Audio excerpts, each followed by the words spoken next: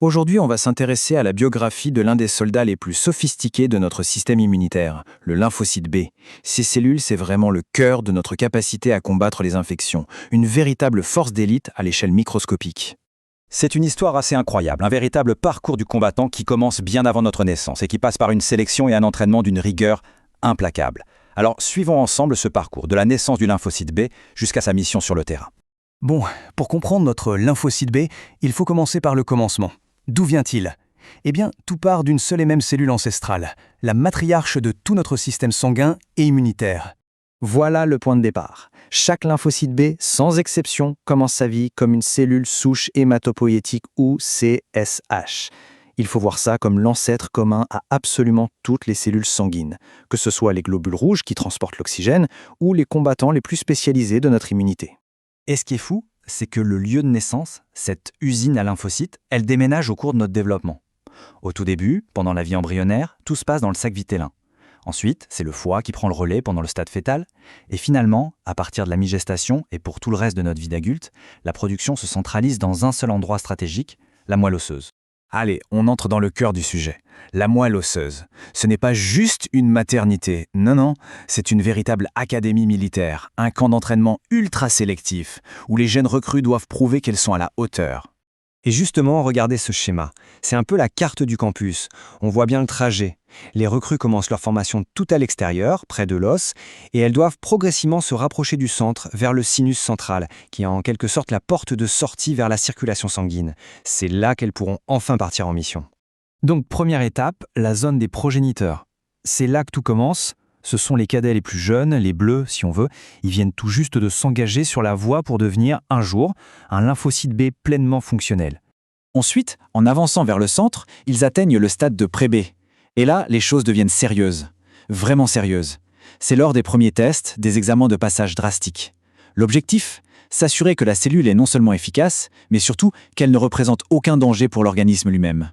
Et quand je dis drastique, le mot est faible. Regardez bien ce chiffre. 75%. C'est le taux d'échec, oui, c'est bien ça. 3 recrues sur 4 ne verront jamais le bout de la formation. Que leur arrive-t-il là ? C'est ce qu'on appelle l'apoptose, la mort cellulaire programmée. En gros, le système élimine sans pitié toutes les cellules qui ont un défaut, ou pire, celles qui pourraient un jour se retourner contre nous et attaquer nos propres tissus. Ce n'est donc pas un échec, mais une mesure de sécurité absolument vitale. Et pour les survivants, l'élite des 25% restants, c'est la consécration, la remise du diplôme. Ils sont maintenant considérés comme des lymphocytes B immatures, prêts à quitter l'académie. Ils passent par le sinus central, rejoignent la circulation sanguine et leur mission peut enfin commencer. Mais attendez, un soldat d'élite ne part pas au combat les mains vides. Il lui faut son équipement. Et celui du lymphocyte B, c'est de la pure haute technologie biologique. Voici la pièce maîtresse, le récepteur du lymphocyte B, ou BCR. Il faut vraiment l'imaginer comme un scanner ultra perfectionné. Il est capable de reconnaître une forme très précise, la signature unique d'un envahisseur, comme une bactérie ou un virus.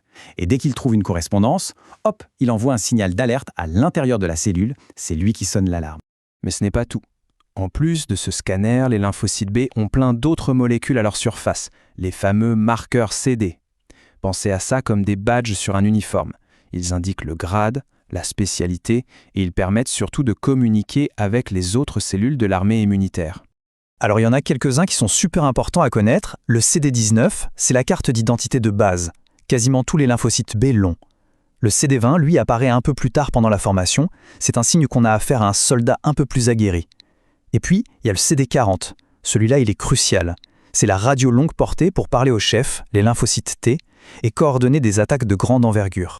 Bon, notre lymphocyte B est né, il a survécu à l'académie, il est équipé, mais c'est quoi sa mission, concrètement ? Pour bien piger son rôle, le plus simple, c'est de le comparer à son collègue, le lymphocyte T. Et là, c'est la grande différence. Les lymphocytes B, ce sont les patrouilleurs des eaux internationaux de notre corps. Leur job, c'est de chasser les ennemis qui circulent librement dans le sang ou la lymphe. On parle de menaces extracellulaires. Les lymphocytes T, eux, c'est différent. Leur mission, c'est d'intervenir à l'intérieur de nos propres cellules pour neutraliser celles qui ont été piratées par un virus ou qui sont devenues cancéreuses. C'est le monde intracellulaire. 2 spécialités bien distinctes, mais totalement complémentaires.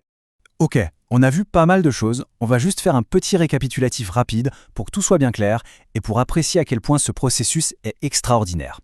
Alors, résumons le parcours de notre héros. Étape 1, la naissance, à partir d'une cellule souche. Étape 2, la formation, un entraînement ultra sélectif dans la moelle osseuse. Étape 3, l'équipement avec son super scanner, le BCR, et ses badges de communication. Et enfin, étape 4, la mission, patrouiller dans l'organisme pour traquer les menaces extracellulaires. Franchement, quand on y pense, ce système de production est une merveille de précision. Mais ça soulève une question essentielle. Que se passe-t-il quand cette mécanique si bien huilée se dérègle, quand le contrôle qualité échoue? Eh bien, c'est la porte ouverte à des problèmes comme les maladies auto-immunes ou certains cancers. Mais ça, c'est une autre histoire. Merci d'avoir suivi cette analyse.